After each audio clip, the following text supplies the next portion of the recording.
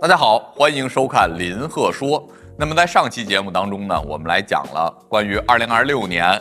阳日主的这么一个流年运程。那么接下来呢，我们就书接上回来讲阴日主。那么第一个呢，就是乙木日主，叫木燃火药，伤官生财之象。那从命理学上来说呢，乙木代表的是花草藤蔓，见丙火呢为伤官，见午火为食神，此为伤官生财之象。那不同于甲木的参天大树，乙木生火，如同点燃一盏精致的灯烛，光芒虽然不猛烈，但更为持久，而且富有美感。那么从财运上来讲呢，你的财富来自于将细腻的感知力和独特的审美转化为产品和服务。这并非大规模的生产，而是精品化、个性化的这么一个路线。你的创意呢，可能成为一个小众的领域，获得巨大的成功。正财稳定，但偏财呢，则有望通过个人品牌、艺术创作或者特色的技能培训获得。但要注意，合作时呢，产权的归属必须要清晰，避免成果被他人侵占。那从事业的角度上来讲呢，你对于细节会更为的敏感，追求完美，但很容易陷入情绪的波动和过度的挑剔当中，需要学会管理伤官带来的任性，将批判精神用于提升工作质量，而非人际冲突。这个呢，就是关于专业技能打磨代表作的一个绝佳时期了。那么你的手艺呢，就是你最硬的通货。那有一些利好行业，比如一些公共关系、广告文案、服装设计花艺、茶道、烘焙，还有心理咨询、用户体验，比如像一些 UI UX 的设计，手工艺品的一些制作，都是比较好的领域。那么把这些领域细分的话呢，一些自媒体的博主比如他讲生活方式、美学领域的，还有一些插画师、非遗传承精品民宿的运营，还有女性健康的产业，也都是非常不错的。那么从行动上呢，我希望你是深耕技艺将美感转化为商业价值。那么从生肖和太岁的角度上来分析呢，像您如果是乙木日主，生肖又属鼠，那么在2026年就是冲太岁，叫腾罗细甲，却逢根基动摇。事业上呢，很容易受到外界的干扰，合作方的变卦，需坚定信念，守住核心领域。财运上呢，环境的动荡导致正财收入的波动，不宜长期的进行投资。那么属马的人呢，那么你又是乙木日主，生肖又属马，那么在2026年就是刑太岁，叫火木相生过急，欲速不达。事业上呢，很容易因为求快而产生出错。那么细节决定成败，最好呢就是放缓节奏。那么财运上呢，为事业铺垫，人际应酬花费会比较多，投资回报周期会比较长。那么如果你是乙木日主生肖又属牛，那么你在2026年就是害太岁，偏财被害，横财不利，事业上副业投资很容易受损，最好呢是暂缓新的投资，专注主业。财运上呢，很容易因为一些错误的信息或者他人的牵连而导致破财，最好就不要贪小便宜了。第二点呢，就是丁火日主，就是叫星月争辉，劫财作禄。那从命理来说呢，丁火为灯烛之火，又为星光，见丙火又为劫财，如同星光被日光所掩盖。见午火为禄神，是自身的一个根基，此为劫财作禄就意味着竞争直接冲击你的核心利益与地盘。那么从财运上来讲呢，这是财来财去的一年，看似你有很多赚钱的门路收入呢也会有所提升，但是你赚得多漏的也多，需要特别警惕来自于同事、朋友、合作伙伴的借钱、分羹或者恶性竞争。务必守住核心业务和主要的收入来源，任何项目的投入呢，都必须经过精打细算再看清合作的这么一个条款。事业上来说呢，你需要在竞争中逐渐展现出丁火燎原的韧性，不适合正面硬刚需要发展你的谋略、洞察和整合能力，在夹缝当中呢去寻找机遇。同时呢，本年度利于处理危机公关、资源配置等等需要高度心计的工作。但需要小心劫财啊给你带来的是非口舌，凡事啊都要留好证据。所以有一些利好行业，比如审计、风控、数据分析、战略咨询、侦查调查啊、精密仪器的维修、针灸、理疗这些行业，如果把这些赛道给细分的话呢，一些企业的内控啊、金融反欺诈、法律顾问、网络安全啊，还有一些小而精的技术服务公司。那么处事的一个核心呢，就是要精于算计啊，以智取胜，防止熟人所害。那如果你是乙木日主啊，生肖又属鼠的话，那么你在2026年呢，又是叫冲太岁，叫灯烛之火遇大水，光芒暗淡。那事业上呢，外部的阻碍就会比较多，想法就很难落实，所以最好啊，就是保存实力，等待时机。财运上呢，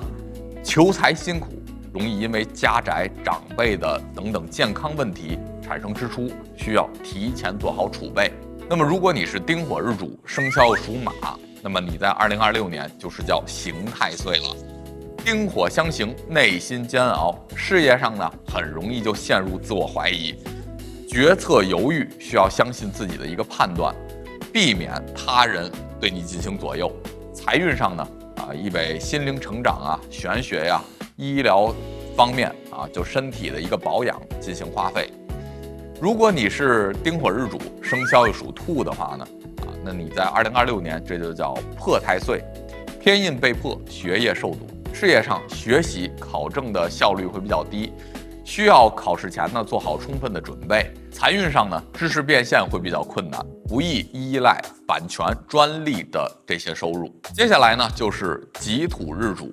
己土日主啊叫霞光普照，枭神夺食。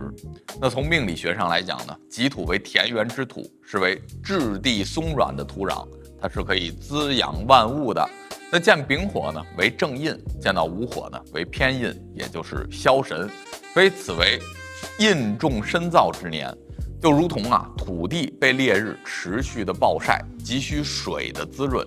那么枭神的出现呢，有克制食伤也就是财源的这么一个倾向。那财运的一个分析来说呢，主要依赖于稳定的工作岗位或者家族的支持，不太适合去搞这些风险投资和主动创业，因为你的财富增长呢是缓慢而稳定的。同时枭神夺食呢，也意味着思路很容易受到阻碍，或者一些好的想法呢很难能够落地思想局限在自己的大脑当中，也很容易因为听信他人的建议而破财。所以求财之道呢，在于守成和依附。那么从事业上来讲呢，这个是学习、考证、积累资质的年份，你会有一些消极和依赖，适合在大平台当中扮演支持者的角色，比如行政、人力资源、内勤等等。需要特别注意就是因为思虑过重而导致的失眠，必须主动出去与人去交流，避免自我的封闭。所以有一些行业会比较利好比如一些行政管理、人力资源、护理、学前教育、房地产的中介、仓储物流、茶叶，还有陶艺。那么这方面呢都是比较不错的。还有一些细分赛道，比如公务员、事业单位、大型的企业、后勤的部门，然后社区服务或者传统文化的传承。那么从处事的核心上来讲呢，叫厚植根基，在稳定当中求发展。那么如果从生肖的角度上来分析呢，如果你是己土日主，生肖又属鼠，那么你在2026年就是冲太岁，田园之土遇大水冲刷，根基不稳，所以事业上重大决策以推迟，以静制动，避免这种跳槽创业呀。那财运上呢，正财受到了冲击，所以环境呢是容易发生变动的，比如说出现搬家换城市、换岗位、换工作因此而产生大笔的开销。那么如果你是己土日主，生肖又属马的话呢，你在2026年又叫刑太岁，那火土过燥，思维会比较固化，事业上容易因为固执己见错失良机，所以需要多听他人的意见。财运上呢，进账稳定，但没有什么惊喜，最好做好财务的规划，控制消费欲。如果你是己土日主，生肖又属牛，那么在2026年就叫亥太岁了。比肩被害，小人环绕。事业上呢，需要防止这种同事、同辈、同学、同级别之人的背后重伤，避免卷入是非争端，谨言慎行啊。那在财运上呢，也很容易因为朋友借钱啊、合伙纠纷呢而耗财损财，忌金钱往来。接下来说的呢，就是辛金日主，是叫珠玉遇火，正官合身。那从命理学上来讲呢，辛金为珠宝首饰，乃精炼之金。见午火呢为七杀，虽说是官杀混杂啊，但带合就意味着压力和收获将会同时降临，机会呢也会主动的找上门来。那从财运上来说呢，财富与社会地位职位的晋升这些都是紧密相关的，因为有合嘛，你的财富多来自合法合规的项目，受人尊敬的职业，以及通过良好的声誉来带来资源不易求快财偏财需要专注提升你的专业权威，财富呢也就会随之而来。那么从事业的角度上来讲呢，就是2026年很容易获得上级权威人士的一种赏识和支持，很容易被提拔很容易出现重用的机会。但合呢也意味着被牵绊被约束，所以你在不违背原则和失去自我之间需要找到一个平衡，要小心因为面面俱到而损失魄力。所以有一些利好的行业呢，比如公共关系、外交、人力资源、珠宝鉴定、精密仪器、牙医，还有法律、金融这种合法合规的项目。如果把这些赛道细分的话呢，比如像一些企业的发言人呢，高端客户的经理技术标准的制定奢侈品的管理和审计这些都是比较好的。那处事方面呢，需要刚柔并济，借贵人之力，守专业之节。那从生肖的角度上来分析，如果你是辛金日主，生肖又属鼠，那么你在2026年属于叫冲太岁，珠宝之金遇动荡蒙尘之象。事业上呢，价值很容易被低估，叫黄金引尘，白玉埋土，付出的多而认可比较少，需要保持耐心，静待时机。财运上收入增长会比较缓慢意味了子女或者个人的享受出现超支的花费。那如果你是辛金日主，生肖属马的话呢，在2026年这叫刑太岁，官星被刑晋升受阻，事业上这个竞争会比较激烈，很容易受到不公平的待遇，需要加倍努力，用业绩去说话。那么财运上呢，压力之下求财不宜冒险，需要稳住主业。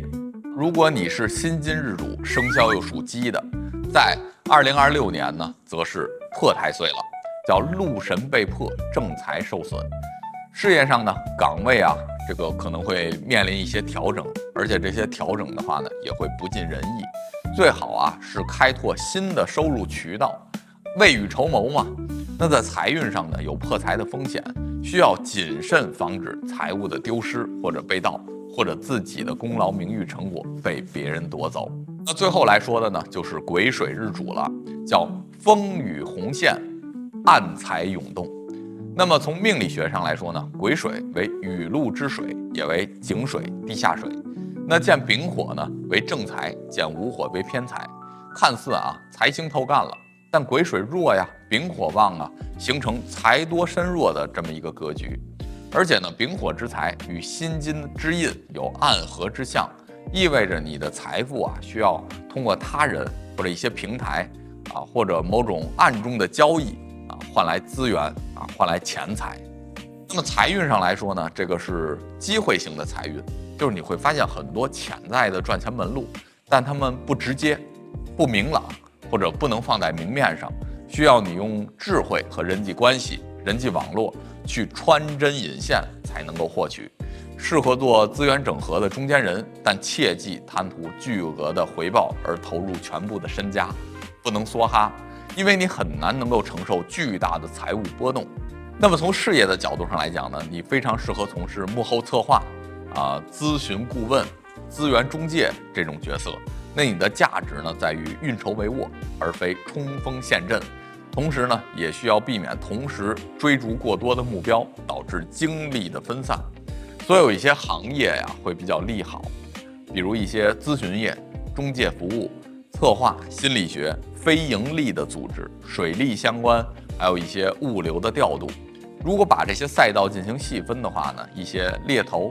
婚姻介绍、项目经纪人，还有一些学术研究、神秘学、玄学，还有一些地下资产管理。股市的一个核心呢，就是在于谋定而后动，于无声处听惊雷。从生肖和太岁的角度分析呢，如果你是癸水日主，生肖又属鼠，那么你在2026年呢是冲太岁。那么雨露之水遇激流资源被分，事业上的项目呢需要明确权责，保护自身的利益，谨防被他人抢占功劳。那么财运上呢，很容易遇到款项的拖延，或者一些合伙的利润分配不均。如果你要借贷的话呢，也是需要立字据的。那么从生肖马的角度上来讲呢，你又是癸水日主，那么你在2026年就是刑太岁。那正财被刑，收入缩水，事业上主业收入可能不及预期，所以需要提前规划，严格控制不必要的开支。那么财运上来讲呢，投资运是不好的，很容易受到虚假的利好消息，受到欺骗。那如果你是癸水日主，生肖又属兔，在2026年就是破太岁，食神被破，快乐减分，因为食神为享乐之神嘛。那事业上的创意呢，也很难受到赏识，提案很容易被受到否决。最好呢是调整自己的表达方式。那财运上呢，容易为兴趣爱好、宠物、休闲娱乐这种花费超预算。所以以上呢就是10大日主在丙午年的命理图谱以及相对的生肖还有太岁的关系，都已经完整的给大家讲述完毕了。然而呢，这个仅仅是基于日主的通用分析。那么你的命盘是身强还是身弱，是否有合化效应，财星是否有库，或者有没有入格局，那这些细微的差别呢，是决定成败的关键所在。那随着新年的即将到来呢，我也给大家精心准备了我的丙午马年深度测算服务。我将从涵盖事业与财运的招财篇涵盖劫难与正烂桃花的情感篇，以及健康问题的3大维度，从命理与风水的2大方面入手，为您进行精准的个性化的定制分析，让您在丙午火年中火仗风势，风助火威，真正的行稳致远。如果您有需要 ，WhatsApp 助理来报道，欢迎通过屏幕下方的联系方式找到我。感谢大家的照顾。在此呢，也祝大家一切顺利，路马扶持。